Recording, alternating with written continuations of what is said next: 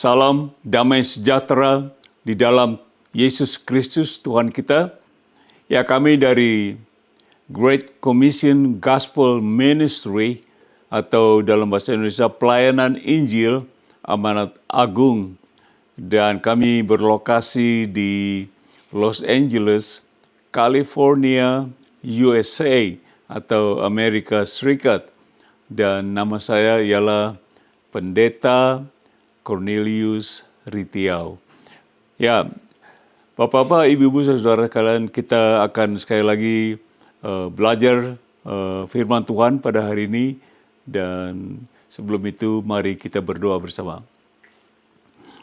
Bapa dalam surga, terima kasih atas hari yang baru ini. Seperti biasa kami mohon, Engkau berikan kami roh yang baru, berikan juga kami hati yang baru, supaya kami boleh menyembah-Mu dengan hati kami dan roh dan kebenaran.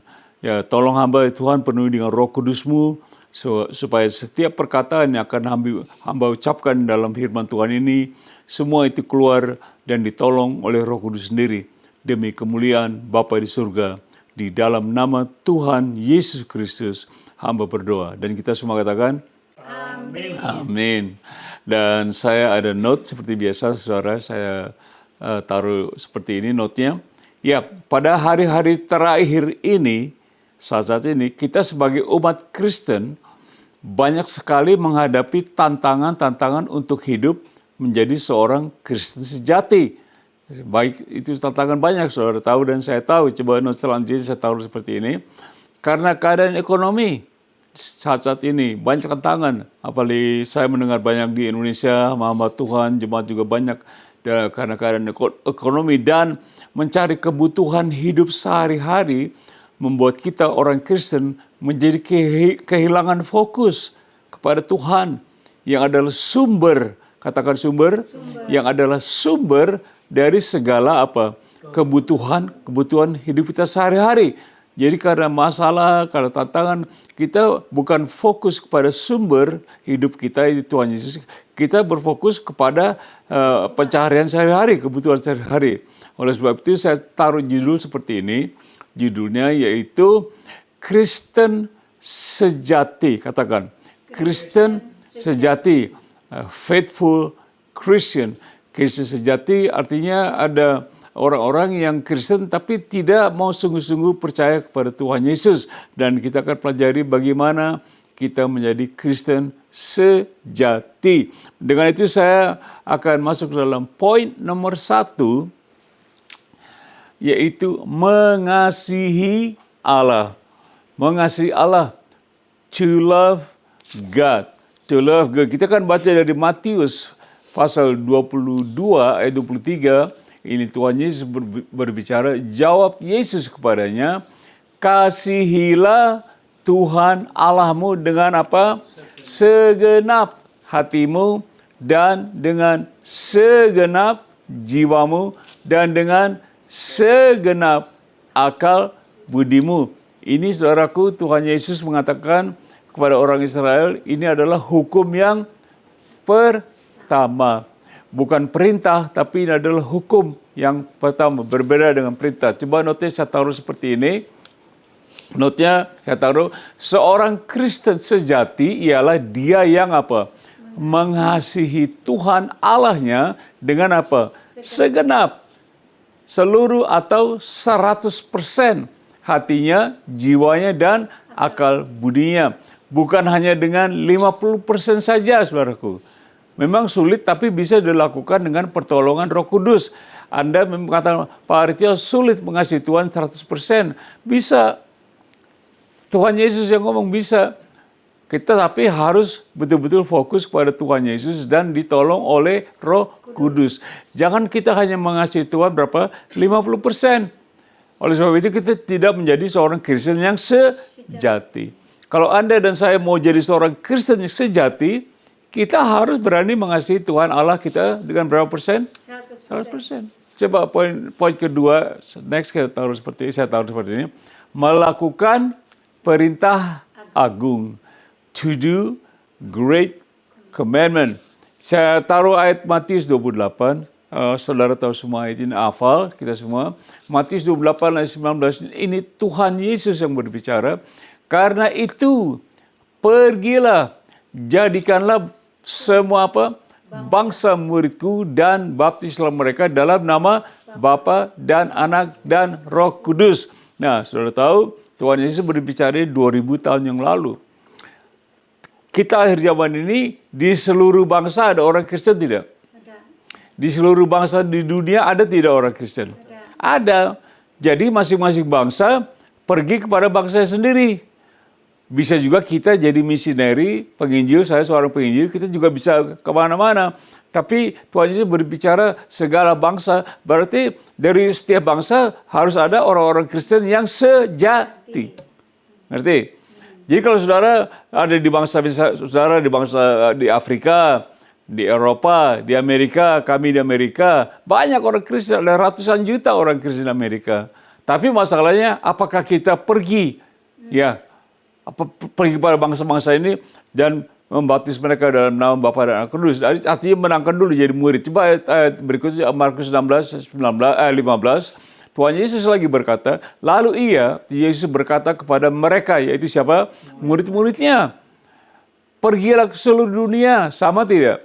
Pergilah ke seluruh dunia, beritakanlah Injil kepada segala makhluk. Sekali lagi saya katakan, Tuhan Yesus berkata, pergilah kamu ke seluruh dunia. Nah, kita di seluruh dunia ada orang Kristen, ya tidak? Saya katakan tadi, di Afrika, di Amerika, di benua Eropa, Asia, di Jepang, di Taiwan, sampai bahasa Indonesia, sampai di kampung-kampung. Saya tadi malam juga berbicara dengan hamba Tuhan di kampung-kampung. Saya berbicara dengan seorang hamba Tuhan di Pulau Nias, di kampung. Ada hamba Tuhan. Jadi saudara, kita bisa pergi seluruh dunia di mana kita berada. Kita harus memberitakan Injil kepada segala makhluk. Mau dia orang Medan, mau dia orang Sumatera, mau orang Jawa, orang Ambon, orang Sulawesi, orang Kalimantan. Pokoknya semua orang kita memberitakan Injil. Jangan fokus dengan keluar negeri dulu, saudaraku. Fokus dengan di Indonesia dulu. Amin. Nah, notis saya taruh seperti ini. Notis ialah kedua ayat-ayat tadi adalah apa? Perintah agung Tuhan Yesus. Nah, ingat, tadi saya katakan, kasihlah Tuhan Allahmu adalah hukum. Nah, ini lain, ini perintah.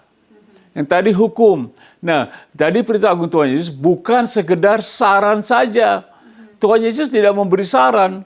Oh, kalau kamu mau, boleh, kalau enggak apa-apa. Tapi perintah. Perintah bukan saran, bukan suggestion lain.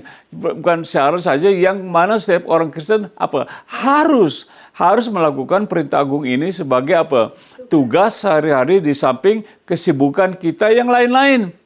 Jadi saya kata tadi, saudara bekerja dan apapun juga, tapi Tuhan Yesus bilang, carilah dahulu kerajaan Allah dan kebenarannya, maka yang kita cari akan ditambahkan. Jadi saudaraku, yang penting kita melakukan hukum, kasihlah Tuhan Allahmu dengan 100%, yang sekarang kita diperintahkan untuk memberitakan Injil. Nah, ini adalah orang-orang Kristen yang sejati. Yang sejati itu yang 100%, yang mengasihi Tuhan Yesus. Yang hanya 50%, aku lagi sibuk, itu yang kurang sejati. Ya, tidak. Nah, kita judulnya Kristen sejati. Coba saya taruh note selanjutnya seperti ini note-nya. Dan bagi seorang Kristen sejati, sudah pasti, ya tidak? Sudah pasti tidak ada banyak masalah dengan perintah atau amanat agung Tuhan Yesus ini. Karena hidupnya telah dipenuhi oleh kuat kuasa Roh Kudus. Bagi orang Kristen sejati, dia nggak ada masalah. Oke, siap, komandan. Siap, raja. Kan dia raja yang agung, raja dasar. Siap, siap terus. Disuruh siap, diperintahkan siap. Ya mau pergi, oke, aku keluar. Itu orang Kristen yang sejati. Kalau orang Kristen yang kurang sejati, aduh Tuhan, saya masih punya anak 5, saya masih cari nafkah dan sebagainya. Saya sakit, saya gini Tuhan, saya nggak bisa ini, saya sakit. Ada alasan. Tapi kalau orang Kristen sejati, siap. Sebagai seorang prajurit, dikatakan kita prajurit, jangan memusingkan diri dengan perkara duniawi. Nah, ini prajurit kita orang 100%. Kita menjadi Kristen yang sejati. Poin nomor 3 dengan cepat. Saya ada 5 poin. 5 poin hari ini, saudaraku. 5 poin. Ini nomor 3. Mendukakan Roh Kudus. Mendukakan Roh Kudus yaitu to grieve the Holy Spirit. Bahasa Inggris, to grieve the Holy Spirit. Ya, coba kita lihat dari Efesus 4, ayat 30 sampai 32. Ini Rasul Paulus berkata, dan janganlah, katakan janganlah. Janganlah itu berarti perintah. Kalau Alkitab mengatakan janganlah, jangan membunuh, jangan berzina, ya tidak, jangan mencuri, berarti apa? Perintah. Jangan, bukan suggestion, bukan hukum, perintah juga. Jangan kamu ini. Nah, sekarang katakan janganlah apa? Kamu mendukakan Roh Allah yang telah apa? Memeteraikan kamu atau menjadi sebagai tanda milik menjelang hari penyelamatan. Artinya, saudaraku, jangan kita membuat Roh Kudus sedih. Karena Roh Kudus yang memeteraikan keselamatan kita. Dimeterai itu bahasa Inggrisnya disegel sebagai tanda milik. Disegel, kita ditutup oleh Roh Kudus. Kita ada di tangan Tuhan Yesus. Keselamatan kita ada di tangan Bapa. Tidak ada yang bisa merampas. Kedua tangan ini disegel oleh Roh Kudus. Dimeterai sebagai tanda milik. Anda dan saya adalah milik Tuhan. Mungkin Tuhan Yesus, amin. Tepuk tangan buat Tuhan Yesus. Senang nggak? Jadi milik Tuhan. Nah, saudaraku, sebagai milik Tuhan, kita harus menjadi seorang Kristen yang sejati, yang benar-benar milik Tuhan. Ayat 31, dengar, kalau saudara mendukakan Roh Kudus, ini yang terjadi. Karena ini ayat 31 ini yang membuat Roh Kudus duka, sedih dalam hati kita. Kita menjadi Kristen, waktu kita membuka hati buat Tuhan Yesus, diwakili oleh siapa? Roh Kudus. Tuhan Yesus sekarang adanya di surga, duduk sebelah kanan Allah Bapa. Jadi Roh Kudus diutus masuk dalam hati kita. Tidak tahukah bahwa tubuhmu adalah Ka'bah Allah, di mana apa? Roh Allah ada di dalam kamu. Jadi Roh Kudus ada dalam kita. Nah, sekarang Roh Kudus ada, jangan kita bikin dia sedih. Bagaimana caranya kita bikin sedih? Ini ayat 31 baca. Segala apa? Segala. Bukan 1 atau 2, tapi berapa? Segala. Apa? Kepahitan. Apa? Kegeraman. Kemarahan. Pertikaian. Dan fitnah. Hendaklah apa? Dibuang dari antara kamu. Demikian pula apa? Segala kejahatan. Saya tanya. Kalau firman Tuhan katakan, dibuang dari antara kamu, siapa yang membuangnya? Apa Tuhan yang mesti buangnya? Bukan. Kita yang harus buang. Petrus juga bilang sama di pertama Efesus 1 ayat 2, di ayat 1, kata, buanglah segalanya ini. Kita disuruh untuk membuang. Supaya apa? Supaya kita menjadi Kristen yang sejati. Dipenuhi Roh Kudus. Jangan didukakan. Kalau Anda dan saya mendukakan Roh Kudus, kita tidak bisa dipakai. Seperti melakukan perintah tadi, melakukan hukum, nggak mungkin. Karena kita mendukakan Roh Kudus di dalam hidup kita. Ayat 32 katakan seperti ini, jangan kita kepahitan, semua kemarahan. Mungkin Anda dan saya masih punya kepahitan, masih ada dendam, masih kemarahan. Apalagi kita orang Indonesia, kalau udah pahit itu bilang sama orang, oh sampai mati saya nggak lupa kamu. Wow, sampai mati saya nggak lupa. Kapan kamu mau matinya gitu ya. Kalau apalagi ketua bilang rapture kita naik gitu. Tapi wajah kita orang Kristen, kita mesti dendam, masih pahit. Kita masih marah, masih berkelahi, masih segala macam, masih utang-utangan, maaf, masih punya utang. Kamu bayar utangnya kapan nih? Ya, udah ditagih-tagih utang, nggak bayar. Orang Kristen. Tapi itu bukan orang Kristen sejati. Karena orang Kristen sejati tidak main utang-utangan. Amin. Sorry, saya harus katakan. Karena kemarin kita belajar, Tuhan adalah gembalaku, tidak akan apa? Kekurangan aku. Tuhan adalah gembalaku, takkan kekurangan aku. Kita hafal lagu itu. Tuhan adalah gembalaku, takkan kekurangan aku. Kita di mulut doang. Tapi kiri kanan punya utang.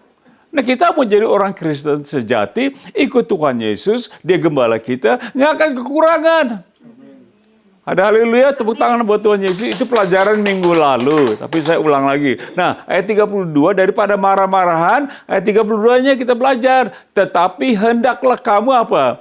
Ramah seorang terhadap yang lain. Ada amin? Penuh apa? Kasih mesra. Udah kasih ada mesra lagi. Ya tahu mesra artinya apa kan? Dekat gitu kasihnya. Kasih mesra dan saling. Tahu saling? Saling artinya baku. Saudara mengampuni saya juga apa? Mengampuni saudara. Saling mengampuni sebagaimana Allah di dalam Kristus apa? Telah mengampuni kamu. Mengampuni lebih dulu. Amin. Tuhan lebih dulu mengampuni kepadaku. Nah sekarang baru apa? Mengampuni lebih dulu. Amin. Jadi jangan saudara maunya ngampunin orang nggak mau gitu. Kita belajar mau jadi Kristen yang sejati. Orang Kristen yang sejati, dia hidupnya ramah. Dia penuh kasih mesra dan juga mengampuni. Karena dia tahu kesalahannya telah diampuni. Tuhan Yesus mengajarkan doa Bapa kami, ampunilah segala kesalahan kami seperti kami apa? Mengampuni kesalahan orang lain. Itu orang Kristen sejati. Ya, ini mengatakan, coba notis saya taruh seperti ini. Dia mengatakan, tanpa kepenuhan atau kuat kuasa Roh Kudus, seorang Kristen sama sekali tidak akan mampu untuk apa? Menjadi Kristen sejati yang penuh dengan kuat kuasa Roh Kudus untuk menjadi apa? Saksi Yesus. Kita memberitakan Injil tadi. Tanpa kita kepenuhan Roh Kudus, tidak mungkin. Karena kita bersaksi itu dipimpin oleh Roh Kudus. Jadi kita harus dipenuhi, kita buang segala macam. Yang hitam-hitam, yang pahit-pahit, hilang semua. Kita saling mengampuni. Karena kita juga saling berdoa, karena doa menutup segala macam dosa. Kita mampu, kita mau jadi orang Kristen sejati. Mungkin jangan pikir, wah Pak, sulit Pak. Sangat sulit kita di Indonesia begini. Ada banyak Zoom ini, Zoom itu, Zoom ini. Saya dengar saudaraku. Dari Zoom ini marah sama Zoom ini. Orangnya dicomot ke sini, ke sana, ke sini. Pindah sini, ke sana. Bagaimana menjadi Kristen sejati? Mau begitu-begituan. Bagaimana memberitakan Injil?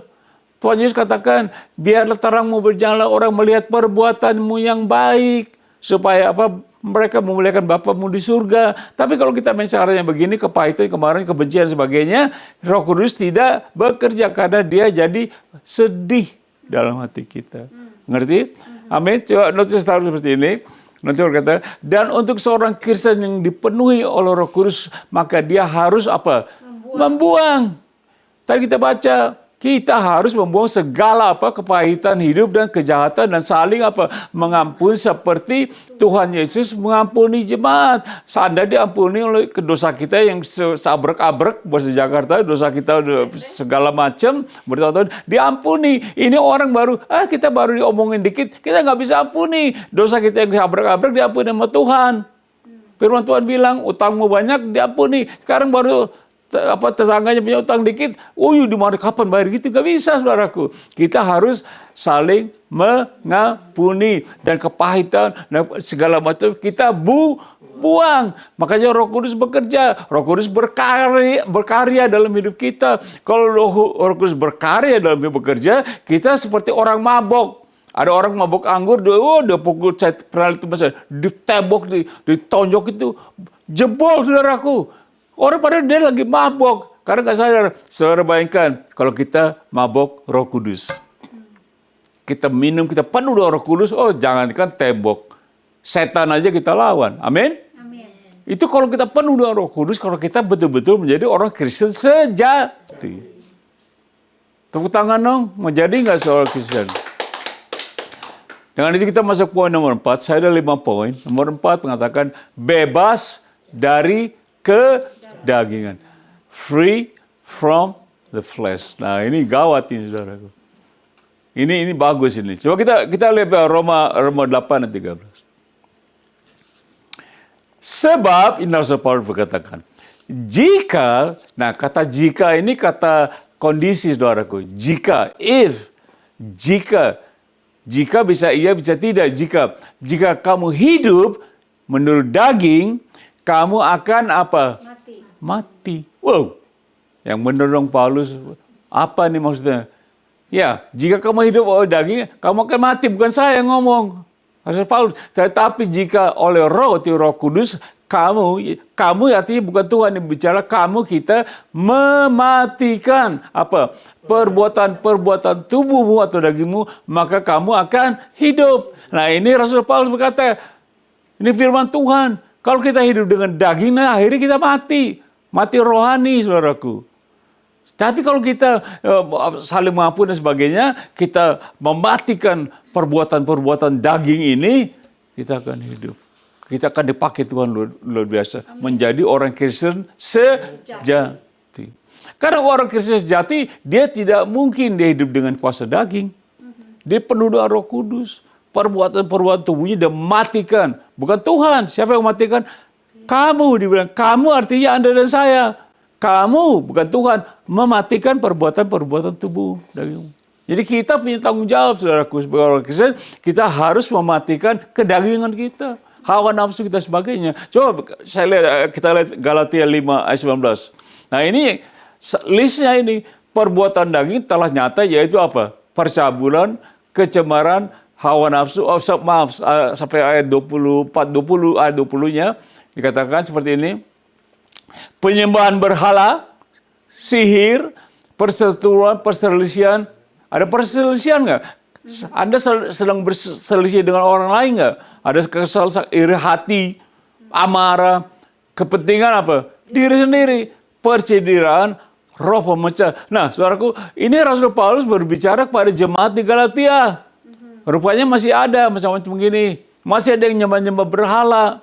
Mungkin Anda dan saya punya berhala, kita punya opo-opo, orang Ambon bilang, orang Maluku. Ada simpan opo-opo, ada keris pusaka, itu berhala. Kita masih menyembah berhala. Kita harus main sihir, makin santet. Ada saya dengar orang Kristen sakit. Dia bilang, oh saya disantetin. Dia panggil lagi dukun, dia santet lagi. Orang Kristen berantem sama orang Kristen pakai apa? Santet. Pakai sihir. Saya tahu ini, saya lihat kok. Saya ngobrol dengan mereka. Saya doakan. Coba lihat kepentingan diri sendiri. Percideraan, roh pemecah. Makanya saya kata tadi, ini ada Zoom di sini, ada Zoom di sini, gereja sini, gereja pecah. Yang pecah bukan Tuhan, yang bikin pecah bukan Tuhan, bukan Roh Kudus. Roh Kudus itu nggak mecah-mecahin gereja. Roh Kudus nggak mecah-mecahin Zoom. Roh Kudus beri kita kuasa untuk menjadi hambanya, untuk kita memberitakan Injil. Ini memang pecah-pecahan gereja. Karena roh pemecah itu adalah kuasa daging. Itu baca. Ada percideraan, roh pemecah. Ini adalah sifat dari kedagingan. Ayat 21, saya baca, masih ada saudaraku. Kedengkian, wow. Ini berbicara dalam gereja kepada gereja di Galatia, jemaat. Masih kamu saling dengki, ada kemabukan, wow. Masih mabok.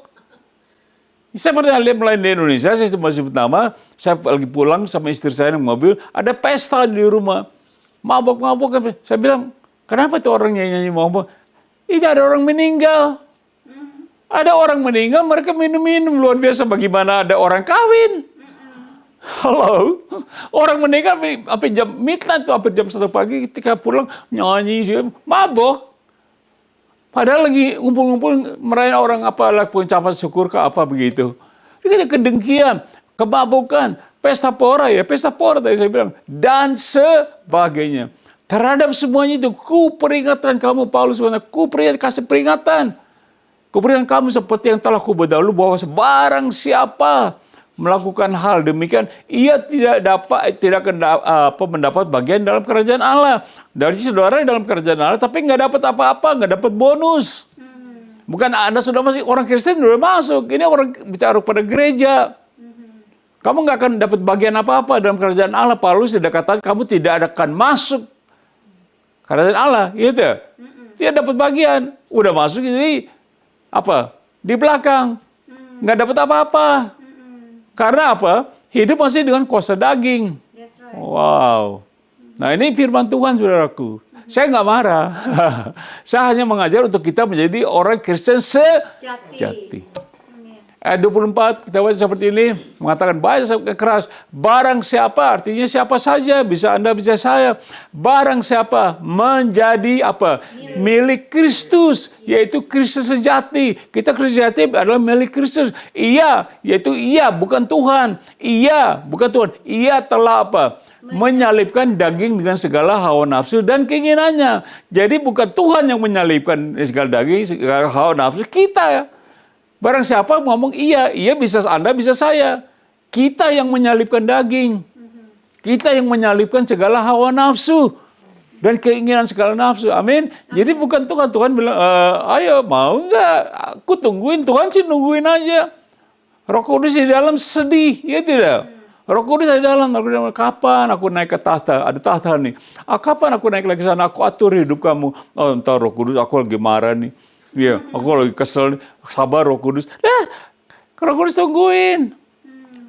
Ya Allah, dia kan Allah panjang sabar, ya tidak? Sampai kapan? Tuh. Jadi kamu mau hidup jadi Kristen kedagingan apa? Mau jadi Kristen yang benar, gitu. Jadi kita harus buang. Bahkan ini dikatakan menyalibkan. Wow. Bukan nyalipin orangnya, perbuatan daging yang kita matikan semua. Amin. Coba Galatia 6:8 mengatakan seperti ini. Paulus katakan, sebab barang siapa, termasuk Anda dan saya, menabur apa? Dalam dagingnya, ia akan menuai apa? Kebinasaan. Ini berbicara kepada gereja. Galatia, barang siapa. Jadi artinya, kebinasaan saudara nggak dapat bagian, nggak ada apa-apa, ya semua perbuatan kita binasa.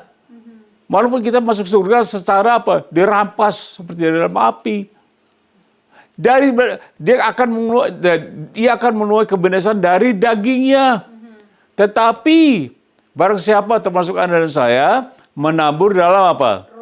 Roh Kudus. Seperti saya katakan, untuk menabur dalam Roh Kudus, kita harus dipenuhi oleh apa? Roh Kudus dulu. Nggak bisa Roh Kudus lagi sedih, terus kita menabur dalam Roh Kudus. Dia bilang, enaknya aja, kamu aja sendiri. Aku lagi sedih-sedih kok disuruh, begitu. Roh Kudus kan hidup. Ya, kalau kita menabur dalam Roh Kudus, kita ini akan menuai atau meraih hidup yang kekal dari Roh itu. Karena Roh Kudus yang mensegel kita, keselamatan kita seperti kita baca tadi. Janganlah kamu merupakan Roh Kudus yang telah memeteraikan kamu menjelang keselamatan kita. Dia yang segel. Jadi kita jangan main-main dengan daging ini. Karena daging tidak membawa kita menjadi orang Kristen sejati. Amin. Coba notice taruh seperti ini. Saya hampir selesai, saudaraku. Maaf, saya excited, saudara. Bukan saya marah. Saya berbicara kepada saya sendiri juga. Hati-hati, saya harus matikan daging juga, ya tidak? Kadang-kadang kita daging naik, amarah naik, kita daging, wah segala keluar deh. Itu ABC keluar, kebun binatang keluar. Oh iya lo gitu. Nah, nanti jadi setelah kita membaca ayat-ayat di atas tadi, maka kita apa? Harus sungguh-sungguh belajar mematikan kuasa dan hawa nafsu daging dalam kehidupan kita. Nah, saudara sudah tahu perbuatan daging tadi kita baca. Jadi yang mematikan siapa? Kita. Jangan Tuhan tolong matiin dong kuasa daging. Ya Tuhan suruh kamu kok. Kok suruh Tuhan? Aku suruh kamu, sekarang kamu suruh aku. Bagaimana? Gitu. Coba baca selanjutnya seperti ini. Karena pada prinsipnya, bukan Tuhan, baru saya ngomong, bukan Tuhan yang mematikan kuasa daging tersebut, tetapi kita lah yang harus melakukannya. Karena kita dikasih kuasa. Kita dikasih Roh Kudus. Roh Kudus ini lebih besar daripada roh segalanya. Tapi jangan disedihkan. Kita sudah punya kuasa. Kita batin segala kuasa daging. Kita katakan, hei daging, hei nafsu. Nafsu segalanya. Ada percabulan, perjinan, dan nafsu serakah, segala macam. Kata Tuhan Yesus bilang, di dalam Yohanes ini, sifat daging keluar semuanya dalam hidup kita. Kita ada kuasa. Kita bilang, hei daging, ini hari juga kamu selesai sama saya. Selesai. Di dalam nama Tuhan Yesus. Amin. Dengan darah Yesus selesai. Saudara jadi orang Kristen sejati. Mau tidak jadi orang Kristen sejati? Tepuk tangan buat Tuhan Yesus. Poin terakhir, poin nomor 5, terakhir, manusia, berbicara soal daging ya. Manusia duniawi. baby Christian. Baby Kristen. Oh, Pak Arito, ada benar baby Kristen bayi? Ada. Coba kita baca 1 Korintus pasal 3 ayat 1 sampai 3. Nah, ini bayi Kristen. Udah Kristen, tapi masih ea-ea. Udah Kristen, masih dagingnya dipakai. Udah Kristen masih ya begitu. Nggak dewasa. Nggak Kristen dewasa, nggak Kristen apa kita, Kristen sejati. Masih Kristen sejati nggak ea-ea, saudaraku. Kristen sejati kuat dia pergi melayani. Tetapi, dikata, dan aku Paulus, saudara-saudara, pada waktu itu tidak dapat berbicara dengan kamu seperti dengan manusia rohani. Masih manusia rohani artinya Kristen yang sejati. Semuanya dikuasai oleh kerohanian. Tetapi hanya dengan manusia duniawi yang belum dewasa dalam Kristus. Berarti mereka orang Kristen. Cuma belum dewasa. Berarti masih apa? Bayi. Masih bayi gimana sih? Bayi minta terus. Udah ngedot, dia terus tidur. Ngedot lagi, tidur. Bangun tidur, susu lagi gitu. Coba baca ayat 2-nya. Baca ayat 2. Dan aku, susulah apa? Susulah dasar-dasar pelajaran Kristen. Dasar Kristen, dasarnya dikasih dasar yang kuberikan kepadamu. Susu. Bukanlah makanan keras, yaitu firman Tuhan yang solid. Sebab apa? Kamu belum dapat menerimanya. Dan sekarang pun kamu belum dapat menerima. Nah, mereka ini orang Kristen. Mereka sudah disegel, diselamatkan. Tapi masih hidup dalam daging. Akibatnya begini. Coba ayat 3-nya lebih jelas lagi. Karena kamu masih manusia dunia. Artinya hidup dengan apa? Kuasa daging. Ini Kristen si Kristen. Tapi hidup dengan apa? Kuasa daging. Sebab jika di antara kamu ada yang iri hati dan perselisihan, berkatakan tadi, gereja lawan gereja, Zoom lawan Zoom, ada sampai sekarang, saudaraku. Saya tahu, saya ngobrol akhir-akhir ini. Masih ngomong, wow dia dari sini, dia bilang. Ini orang-orang Kristen yang masih bayi karena ada apa? Perselisihan. Bukanlah hal itu menunjukkan, katanya. Bukanlah hal itu menunjukkan. Sekali lagi, bukankah hal itu menunjukkan, kalau kita iri hati dan berselisih, bukankah hal itu menunjukkan bahwa kamu manusia duniawi, artinya apa? Bayi rohani. Dan bahwa kamu hidup secara manusia. Kristen sih Kristen, tapi hidup secara manusiawi, daging.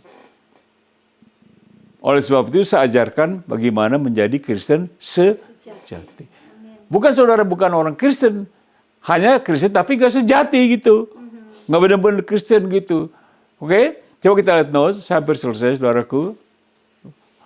Walaupun waktu saya agak lebih, tapi saya akan selesaikan. Jadi menurut Tarsus Paulus yang menuliskan ayat di atas tadi, ada Kristen rohani atau Kristen sejati, tetapi ada juga apa? Kristen bayi yang masih bersifat kemanusiaan atau ada, saudaraku.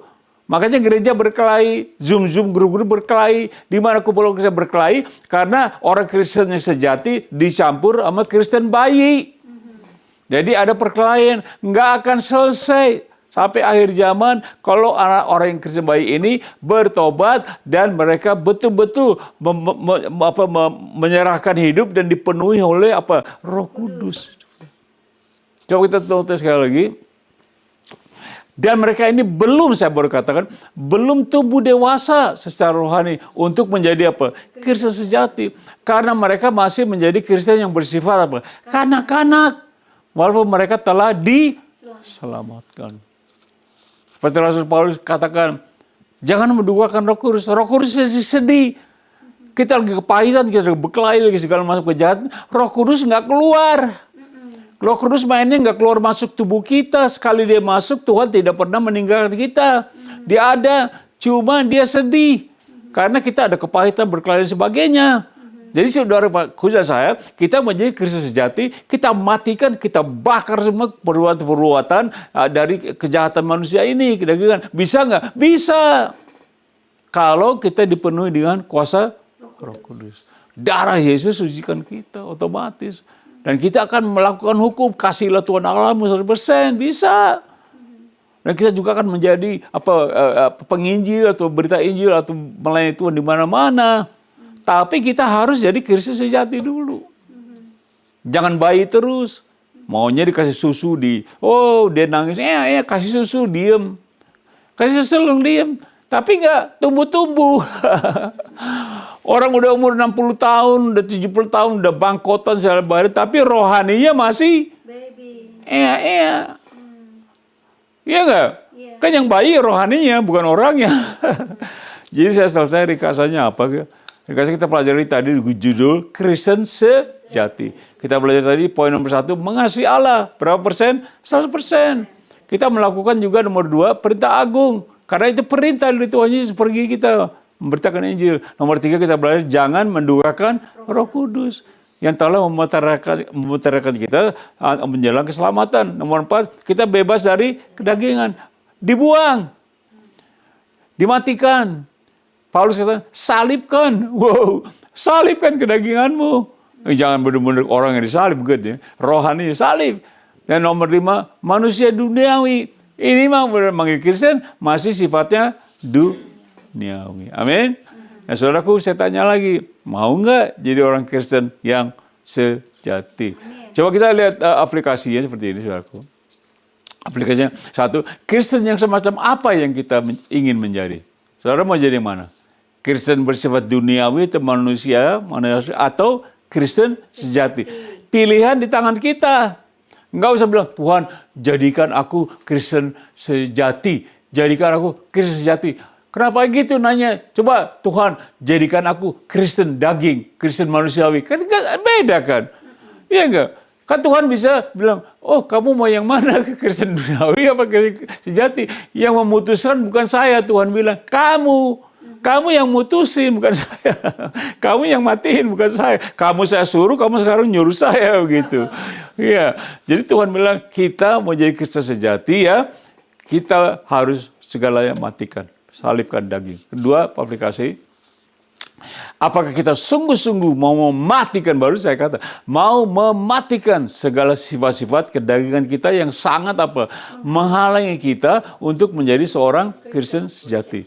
Keputusan ada di tangan kita masing-masing. Dan itu terserah kita, bukan terserah Tuhan. Menjadi orang Kristen sejati bukan terserah Tuhan. Seperti saudara menjadi orang Kristen duniawi itu juga bukan terserah Tuhan. Terserah diri sendiri. Terserah kita mematikan yang kita bertobat.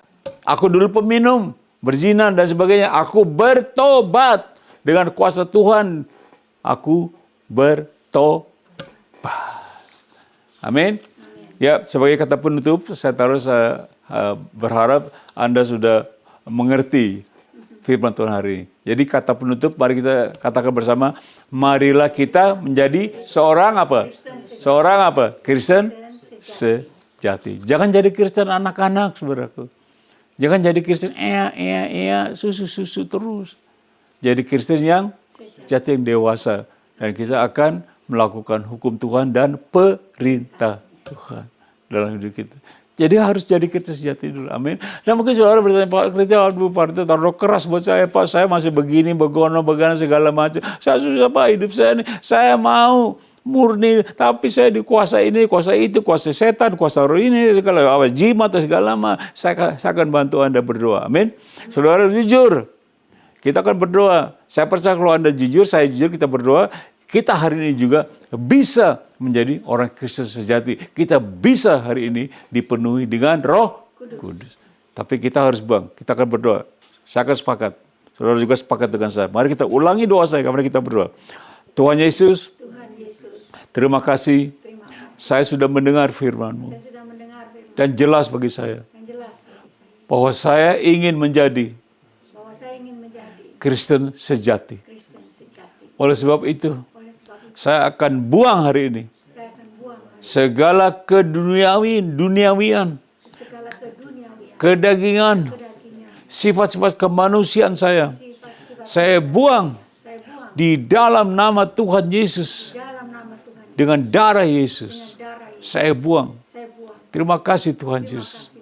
Kalau aku belum terima Engkau sebagai Tuhan Yesus, rahmat Tuhan, aku mau sekarang juga berdoa, Tuhan Yesus, aku menerima Engkau sebagai Tuhan dan Juru Selamatku.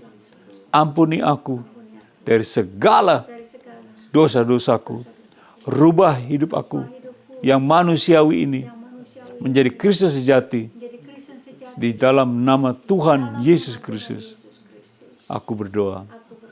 Amin. Saya tahu Anda jujur kalau Anda berdoa itu dengan kuasa dari Anda sekarang dibersihkan. Dan saya juga sampai sekarang masih sekali Tuhan tolong saya. Ada masih hal-hal yang kita harus bereskan dengan Tuhan. Saya dan Anda, kita semua mau jadi Kristen sejati. Ada amin? Amin. Mari kita menerima doa berkata bersama. Angkat tangan saudara dan kita berdoa. Kiranya kasih Bapa, kasih yang sempurna, kasih yang sangat agape itu, dan segala anugerah daripada Tuhan Yesus Raja di atas segala raja, dan Dia adalah Juru Selamat kekasih jiwa kita, dan semua persekutuan, bahkan kuat kuasa dalam Roh Kudus kita menyertai kita dari saat itu sampai selama-lamanya. Dan kiranya damai sejahtera Tuhan Yesus pun memelihara hati kita dari sekarang sampai Maranatha Tuhan Yesus datang kembali, yang mungkin hari ini juga. Amin. Amin. Terima kasih saudaraku. Kita sudah mendengar firman. Saya hanya berharap supaya firman ini sungguh-sungguh menjadi berkat bagi kita semua. Dan saya percaya dan yakin bahwa firman ini bisa menolong kita semua menjadi seorang Kristen yang sejati. Supaya kita dengan tubuh ini bukan dipakai untuk segala macam. Karena firman Tuhan mengatakan, muliakan Allah dengan tubuhmu. Jadi mengucapkan terima kasih kalian sudah bersama kami di sini, dan saya harap di hari Minggu depan, ini setiap hari Minggu kita akan berkumpul kembali mendengar firman Tuhan bersama-sama. Oleh sebab itu saya katakan selamat dan kiranya Tuhan memberkati. God bless you. Thank you. Bye-bye.